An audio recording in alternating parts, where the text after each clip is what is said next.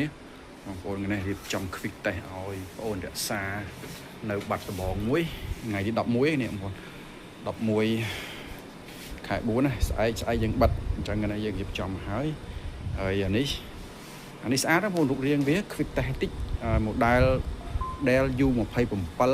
19 DC បងប្អូនហើយថ្មីក៏ថ្លៃដែរលេខកូដហ្នឹងហើយ 2K 60 Hz មាន Type C ម្នេះមកកា play បងប្អូនអានេះបើ design ត្រូវបងប្អូនរក្សាគាត់ខាងរោងពុំខាងធៀបការគាត់អ្នកថតការថតអីចឹងគាត់យកទៅត្រូវតែម្ដងអូ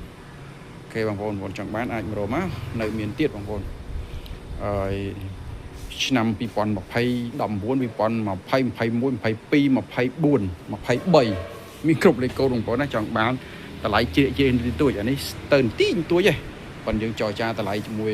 បងប្អូនរក្សាតាមនឹងទៅ discount នឹងគាត់ខ្លះចឹងបងប្អូនអូខេបងប្អូនចង់បានអាចមករកទៀតមកនៅមានទៀតប៉ុន្តែចូលឆ្នាំហើយបងប្អូនណាឥឡូវយើងបាត់ហើយ color វាស្អាតមែនតើបងប្អូន IPS ដែលនិយាយទៅ color វាគឺ real picture តែម្ដងបងប្អូនអូខេអរគុណច្រើនបងប្អូនគ្នា